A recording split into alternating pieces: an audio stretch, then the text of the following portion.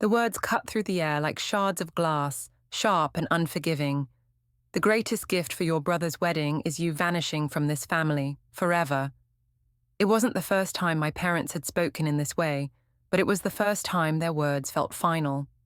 And that made all the difference. In that moment, I didn't beg, I didn't protest or ask for a chance to explain.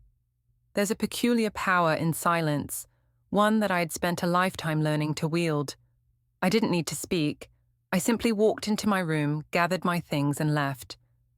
There were no tearful goodbyes, no lingering emotions. Just the sound of keys slipping into my pocket and the door shutting behind me, solid and final, like the punctuation mark at the end of a sentence that had been dragging on for too long. I didn't look back. Leaving wasn't just a choice, it was a declaration that I would no longer be complicit in a family dynamic that demanded submission for the sake of peace. There was no more room for silence and sacrifice. The door that closed behind me wasn't just the door to my childhood home, it was the door to a past that would no longer define me. As the day of the wedding arrived, I could only imagine what it must have been like for my brother. A celebration that was supposed to be filled with joy and laughter, now steeped in the awkward absence of someone who once was supposed to stand beside him. There were no flowers, no music, no food, just an empty space, a void, where I would have been. I wasn't there to ruin the day. I wasn't there to cause a scene or to stir the pot. In fact, my absence was the loudest message I could have sent. No grand gestures, no over-the-top speeches, just a silent void that echoed through the room. And as my parents scrambled to fill that silence, a panic set in. They'd lost something they couldn't get back, and the irony was that they didn't even realize it until it was too late. It wasn't my decision to leave that caused the chaos. It was their decision to reject me that laid the foundation for a day that was supposed to be one of the happiest, now turned into one of the most hollow. In the end, the greatest gift they could have ever given me was the clarity to see who they truly were. And in turn, the greatest gift I could give them was my absence. Walking away didn't feel like a defeat, it felt like a rebirth. The kind of rebirth you only experience when you let go of the things that hold you back. The toxic family dynamics, the expectations that never served you, the love that was never unconditional. The kind of rebirth that happens when you realize that leaving doesn't mean you're lost, it means you're finding yourself. So, to anyone who has ever been told that their absence would be the greatest gift, I say this: take it. Don't beg for love that isn't freely given. Don't stay in places that strip you of your worth. Sometimes, leaving is the only way to reclaim your power. My brother's wedding didn't need my presence to be significant. It needed something deeper. It needed honesty. It needed truth. And in that truth, we all found something we hadn't seen before: freedom. And as I stepped into my new life, the door behind me closed, but in front of me, the possibilities were endless. So go ahead. Step away from what hurts. Walk away from the things that weigh you down. And in your absence, may you discover the gift of who you are meant to be. The words cut through the air like shards of glass, sharp and unforgiving. The greatest gift for your brother's wedding is you vanishing from this family, forever. It wasn't the first time my parents had spoken in this way, but it was the first time their words felt final. And that made all the difference. There was something chilling in the way they spoke it, so matter-of-fact, so cold, as if they had calculated the very price of my existence and deemed it too high for their taste. I stood there, frozen, the weight of their declaration pressing on me, heavy and suffocating. I had grown up in a family where love was a transaction. It wasn't unconditional, not in the way it should have been. There were always conditions, always strings attached, and I had spent so many years trying to untangle them, trying to prove my worth, trying to earn a place in their hearts. But no matter how much I gave, no matter how much I tried to mold myself into what they wanted, it was never enough. And then came that moment, That cruel moment when I realized I wasn't even allowed to be a part of something that was supposed to be about love. A celebration of a new beginning, of union and family. Instead, I was told I had no place there. It was a shock, yes, but not entirely surprising. The words they spoke weren't new. They were just an echo of the countless little moments in my life that had built up to this final declaration. But even in that silence, as their words hung in the air, I felt something inside me stir.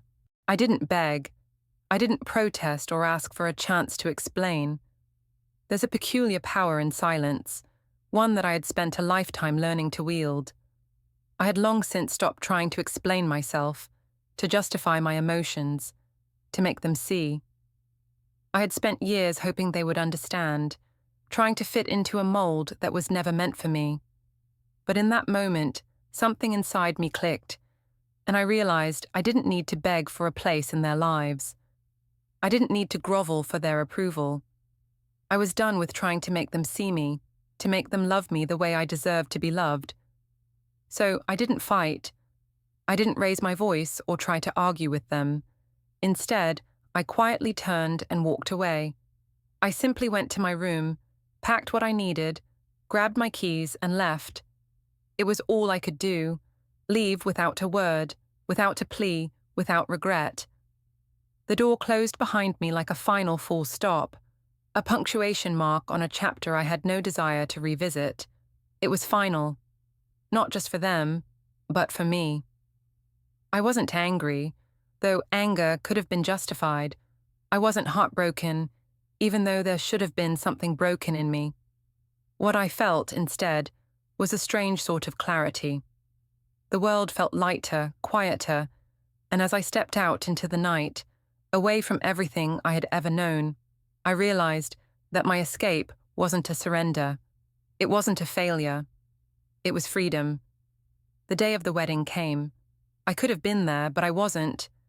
They didn't ask me to come, and I certainly didn't offer. There were no flowers, no music, no food. Just silence, a growing panic, and a haunting absence. I wasn't there to ruin the day. I wasn't there to cause a scene or stir the pot. In fact, I wasn't even in the picture. But in a way, that was the loudest message I could have sent. No grand gestures, no over-the-top speeches, just an empty space, a void, where I would have been. A void that no one seemed prepared for. I could almost hear the panic rising as the wedding approached, the nervous glances exchanged, the awkward realization that something was missing. It wasn't the bride or the groom who were absent. It was me. My place at the table was gone, and suddenly, the absence of one person became the loudest sound in the room. It wasn't just my presence that was expected. It was my compliance, my silence, my willingness to bend to their will. Without that, the very fabric of the family felt like it was unraveling. They hadn't thought of the consequences of their rejection, not truly. They had always assumed I would stay, that I would keep trying to prove myself, keep reaching out for a family that had long since stopped being one. But I had finally realized that they didn't deserve my efforts. Not anymore. Not in the way they had made it clear they didn't value me. The wedding unfolded without me, and yet it felt like the most telling part of the entire day was the gaping hole that I left behind. The guests could eat their food and dance their dances, but there was something missing that no one could name. It was a sense of loss that couldn't be filled with a pretty cake or sparkling champagne. I wasn't there because, in the end, it wasn't just a wedding that had been robbed of its significance. It was everything we had ever built as a family. The facade of unity cracked open, and in its place, there was nothing but the uncomfortable truth. The family I had once longed to belong to had no space for me, and the cost of that truth was far greater than anyone had anticipated. As I sat in the quiet of my own space, away from the madness, I felt something inside me settle. I was no longer part of their world, but for the first time in my life, I felt at peace. The world around me seemed vast and open, full of possibilities, full of new relationships that didn't demand my silence or my sacrifice. I could breathe, I could be. And then I realized something. The greatest gift wasn't their rejection. It wasn't the sting of their words or the emptiness of their celebration. The greatest gift was the freedom to walk away, to sever the ties that had bound me to their expectations. Because sometimes, freedom doesn't come from staying and fighting for what isn't yours. Sometimes, freedom comes from walking away, from choosing yourself over everything else, from stepping into a life that's yours and yours alone. So, on that day, as my parents and my brother scrambled to piece together the remnants of a celebration that felt hollow, I realized that the void they felt wasn't just the absence of one person, it was the absence of the love and respect that should have been present all along. And in my absence, they were forced to confront what they had lost. It wasn't my decision to leave that caused the chaos. It was their decision to reject me that had set everything into motion. And as they scrambled to fill the space I left behind, I realized something profound. My leaving had shaken them, and it was the kind of shake-up they needed, though they would never admit it. In that moment, I didn't feel sorrow. I felt a quiet victory. The kind of victory that comes from realizing that sometimes the most powerful thing you can do is simply walk away and allow the world to see things for what they truly are. I wasn't defeated, I was liberated, and in that liberation, I had found something priceless, something that no wedding or family could ever give me, my own freedom, my own peace, my own self-worth. And as I stepped into the new life I had carved for myself, I realized that I had finally, fully, walked away from a family that had never truly embraced me. But in doing so, I had embraced myself. I didn't beg, I didn't protest or ask for a chance to explain. There's a peculiar power in silence, one that I had spent a lifetime learning to wield.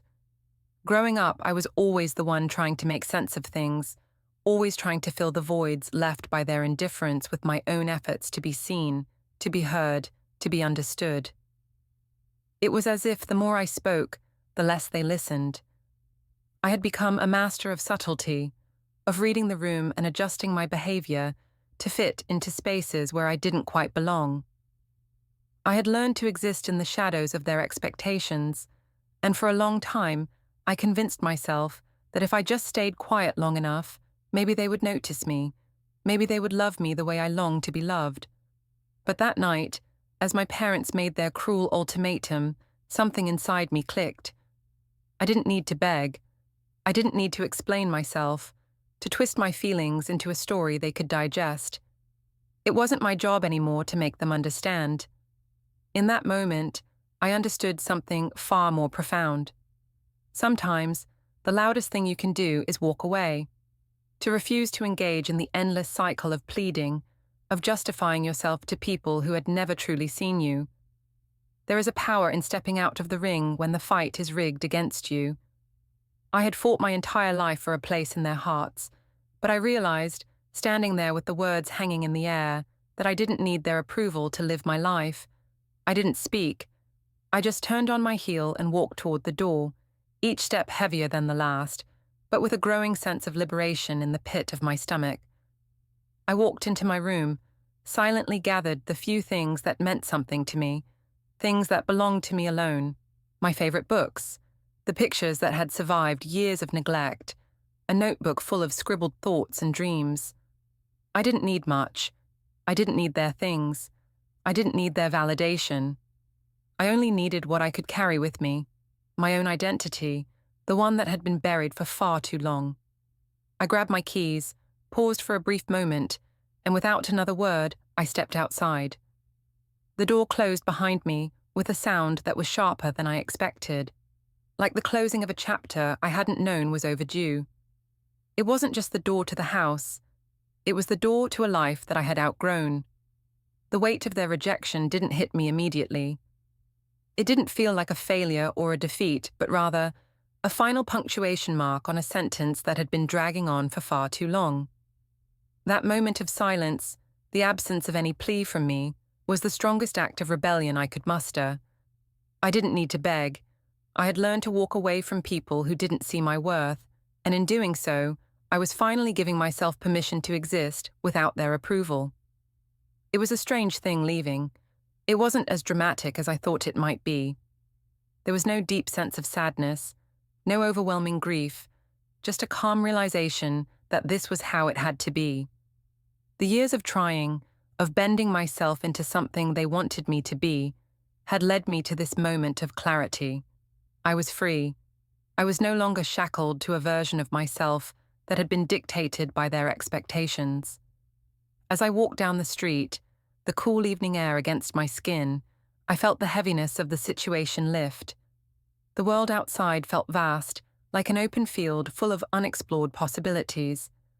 For the first time, I didn't feel the need to justify my every move or explain my actions. There were no voices in my head reminding me of all the things I had done wrong, no constant analysis of whether I was enough for them. It was just me and the quiet, and that quiet felt like peace. I didn't know where I was going, but I didn't need to. The future didn't have to be mapped out for me, not anymore. I wasn't heading towards something, but away from something, a past that had chained me, a family that had never truly understood me, a life that had never felt entirely my own. And for the first time, I didn't feel lost. I felt like I was finally going to find myself. The clarity that had settled over me was something I had never experienced before, and it was both terrifying and exhilarating, but more than anything, it was freeing. I didn't beg because I no longer needed to prove myself. In their eyes, I had always been something less, someone who wasn't quite enough. But I had come to realize that my worth wasn't defined by their perception. I wasn't going to fight for a place in a family that had made it clear I didn't belong. I was done playing their game. I was done trying to fit into a mold that wasn't made for me. In that silence, I realized that my absence would speak louder than any argument I could ever make. As I walked through the streets that night, I didn't feel like I was running away. I felt like I was finally standing up for myself. I had always been taught that love meant sacrifice, that you had to endure pain for the sake of family. But in that moment, I understood that love should never come at the expense of your own peace. Love should never demand your silence, your conformity, your submission. Love should lift you up, not weigh you down. I wasn't running from them. I was running toward myself. In the quiet that followed my departure, I felt something I hadn't felt in years. Peace. The kind of peace that comes from knowing you've made the right choice for yourself, even when it's the hardest one to make. I wasn't angry. I wasn't sad. I was simply free. I had chosen to leave a life that had never been mine to begin with, and in doing so, I had chosen myself. I didn't beg. I just left. And as I stepped into the unknown, I realized that in the end, the greatest gift I could give myself was the freedom to walk away. The freedom to live my life on my terms, without apologies, without seeking validation from people who would never give it to me. And that, I knew, was worth more than anything they could have ever offered. As the days passed, the quiet that had followed my departure grew louder in my mind. I had walked away from a family that had always demanded more of me than I could give, and in doing so, I had found a peace I never thought was possible. There were moments when I thought about them, about what they must have been feeling, about the confusion and the panic that surely seeped into the cracks of their perfect wedding day. But those thoughts no longer had the power to consume me. The absence I left behind was not just my own, but a reminder that sometimes the hardest thing you can do is step away from the people who never truly saw you, even when they were supposed to. In the weeks that followed, I didn't rush to fill the space left by their rejection. Instead, I spent time discovering who I was without the weight of their expectations. I started writing again, something I had abandoned long ago in an attempt to fit into the role they had carved out for me. I made new friends, people who saw me, not the version they wanted me to be, but the real me, the one who had been hiding for far too long. And with each step forward, the weight of their absence seemed to lift, replaced by a sense of self-worth I had never known. I knew that the road ahead wasn't going to be easy. There would be times when the past would try to pull me back, when the echoes of their words would creep into my thoughts, but I also knew that I had already made the hardest decision of my life. I had chosen myself, and in that choice, I had unlocked a freedom I had never imagined. The family I had left behind would always be a part of me, but they no longer defined who I was or what I was capable of. My story was no longer theirs to write. I had taken the pen back, and with that, I knew that the greatest gift I had ever given myself was not the freedom to walk away, but the freedom to begin again, to start fresh, without the weight of the past holding me down. And in that freedom, I found my own voice, a voice that no longer needed to beg for love, but simply lived to be heard.